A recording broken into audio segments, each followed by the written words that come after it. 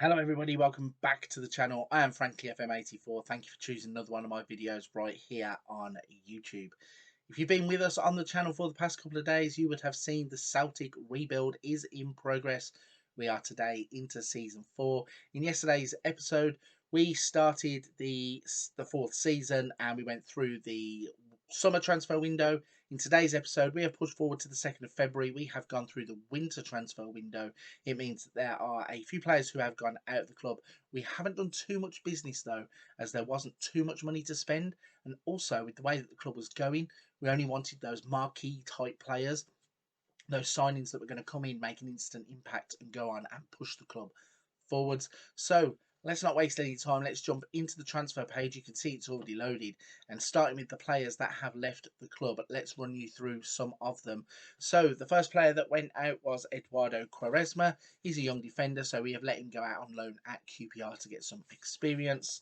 Karamoko Dembele has gone out on loan at Oxford. Feel sorry for him, really. Touted as a bit of a wonder kid early on in his career, hasn't really made it at the club, not developing as we thought he would. I did give him a new contract though, just to give him the chance to kind of fulfil his potential at Celtic. I fear for his future though. I don't think he will be at the club long term. He's out on loan at Oxford. And then Xavi Simons, he was getting kind of swallowed up in the midfield. We have quite a few options in there now, so he had asked to go out on loan to get a bit of first team football. We granted that by sending him to Birmingham. Right then, so with those three players all going out on loan, that means that we had a gap to fill in the squad. And we went out and spent £35 million on one player. And that one player is Maximilian Arnold. Yeah, Max Arnold coming in from Wolfsburg. He's 30 years old now in the save. Give him a contract till 2027. And you can pretty much see exactly why we would have wanted to go out and buy him. Bit of a Wolfsburg legend. When I did the Wolfsburg rebuilds, he was a player that was head and shoulders, above most of the other players in the team. Even at this age, he's operating at a perfectly high level. When you look through all of his stats in terms of the technicals, he's got 16 for corners, 17 for free kicks, 16 for long shots. Tackling's good, technique's good, passing's good, marking's good. In the mentals, he has 16 for work rate, 17 for aggression, and every other stat is a yellow stat. When you look at his physicals, okay, his acceleration is 12. His pace is only 12 as well, but for his age and his position, it's not that important. What is important, though, is his stamina, natural fitness. He has a good, decent enough strength for the middle of the park. And more importantly than that, we know from experience, this is a player who will excel in the SPL. So not a lot of deals actually getting done at this point of the game. Like I said, we are looking for those marquee signings, really. This is one that I think will push us to the next level with players like Gallagher in the middle, Villar as well. Arnold now rotating in and around that midfield. I think we have a set midfield. So before we jump to the competitions tab, we're going to go through the finances just to show you what happened. So there was even more room to go out and spend and improve the squad. £20.4 million is left in the transfer budget. The club has £65.3 million overall. Now, obviously, we're running the club like a tight ship, really. We haven't overspent. So we did go and spend the £35 million on Arnold, but there was a lot more money that we could have gone and invested in the first team. I chose not to because I think the team is pretty settled at this point. Come the summer, when we go in tomorrow's episode and we push forward to the end of the season, we'll certainly look to be spending a lot more money. But at this point, I just felt it was a bit fairer to give the players at the club the chance to prove that they are worthy of being there. So we didn't go out and spend all of that money. We have £1.152 million in the wage budget, and we have 1.087 currently spending and 1.049 million in committed spending for next season. So working within all of the budgets. The wage budget is quite generous. Transfer budget, we have quite a large gap on that too. In terms of the club vision then, so the job security is very secure. In terms of the 5-year plan, work within the wage budget on course, sign players that sell for a profit, they're pleased, spend the original transfer budget, delighted, minimum 2-year contracts for first team players not judged. Then be competitive in the Champions League, they're pleased with that. Win the Cinch Premiership. When we get round to that, you'll see why they're pleased with that. Win the Scottish Cup, they're pleased with that. Win the Premier Sports Cup. So we were champions last season, and you might be able to tell there by the fact that it has failed that we are no longer champions of the Premier Sports Cup.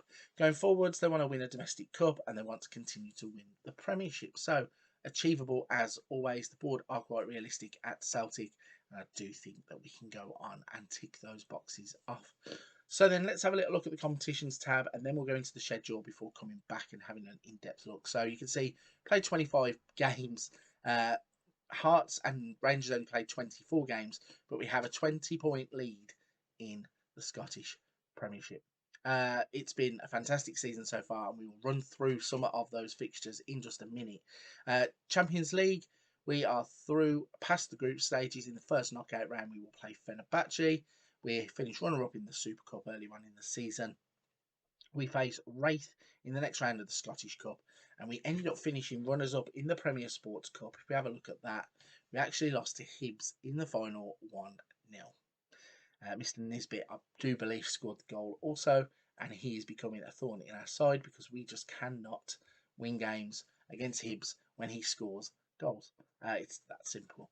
Let's have a look at the schedule then before coming back to this page. So in yesterday's episode, we probably would have left it around here. I think the 4-0 victory against Rangers. I think we went to the 9th of September, so we might not have got the Dunfermline game in.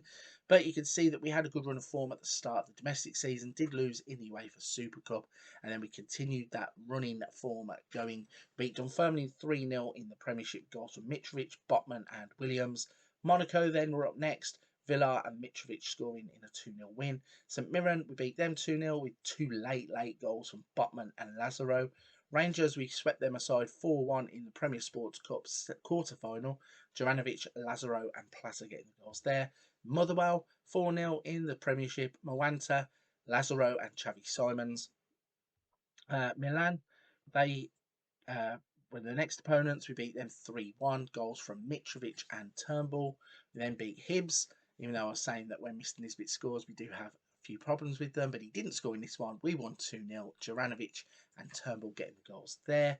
We then beat Inverness, Caledonian Thistle 7-4 in the Premiership in a crazy game. Lazaro, Gallagher, Juranovic, Mitrovic, Okafor, Connor Shaughnessy and Gonzalo Plata getting the goals for us. Rose, Samuels and Sykes scoring for Inverness. Absolute mad game. We then followed that up with a 1-0 defeat to Chelsea in London. Broja getting the goal. Not a bad performance. We did have our chances, just couldn't take them. There was a little bit toothless up front. All in all, I'll take a 1-0 loss to Chelsea at this point in the competition. We then played Hearts, beat them 3-1 in the Premiership before we beat Aberdeen 3-1 in the Premiership. And then into November, a 5-0 victory against St Johnstone with goals from Turnbull and Mitrovic. Chelsea then came to Scotland and we beat them on home soil. Mitrovic and Dewsbury Hall getting the goals there. Ross County, we beat them 2-0 in the Premiership before we won 6-1 in the Premier Sports Cup semi-final. Goals from Botman and Ketia, Villa and Conor Gallagher. We beat Milan in the home leg or the home game of the Champions League Group C fixture. Botman and Lawrence getting the goals to win that game 2-0.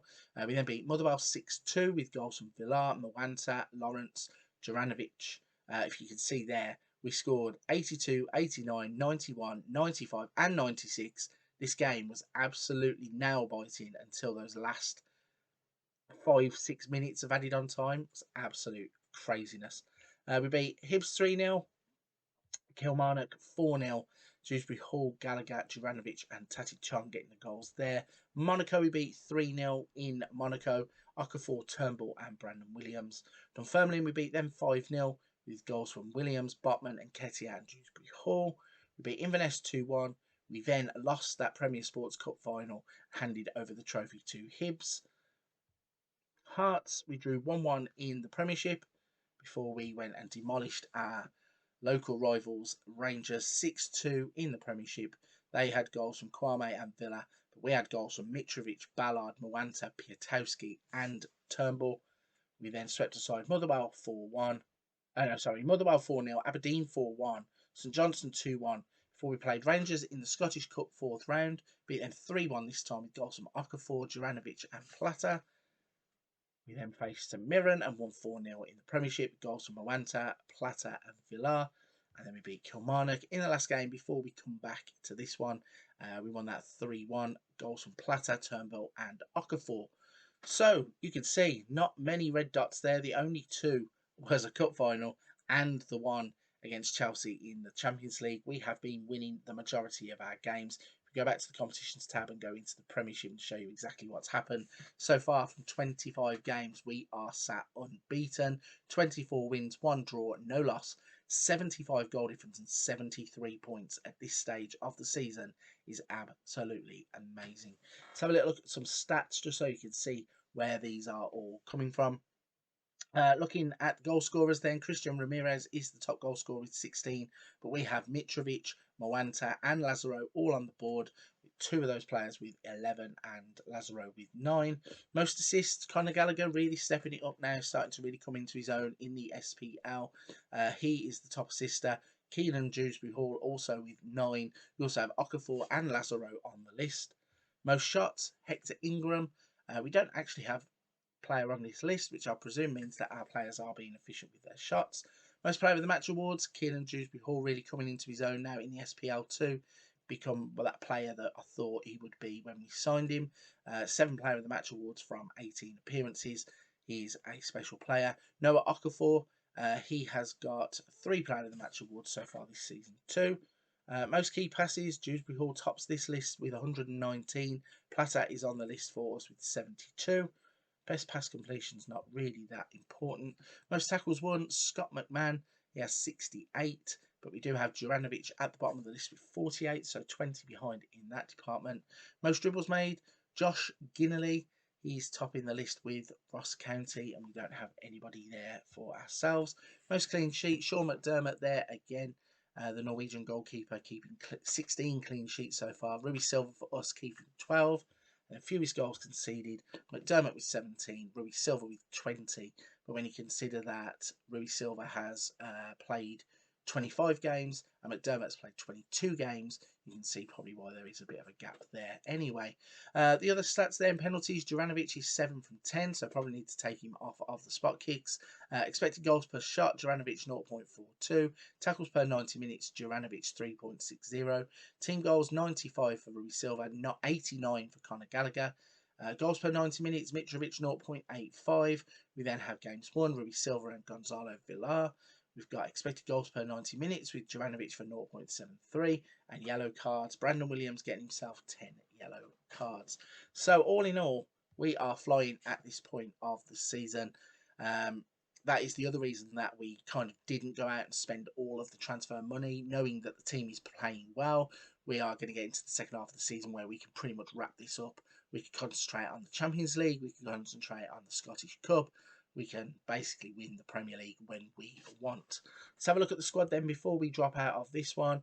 Go to the assistant report. What does he think now? So Silva is the goalkeeper. Williams, Piatowski, Botman and Juranovic. Dewsbury Hall, Villar and Gallagher. You've got Okafor, Plata and Lazaro. So it's a strong enough lineup. Plus you've got Max Arnold to go in there, the £35 million signing. We have decent depth now pretty much all across the squad.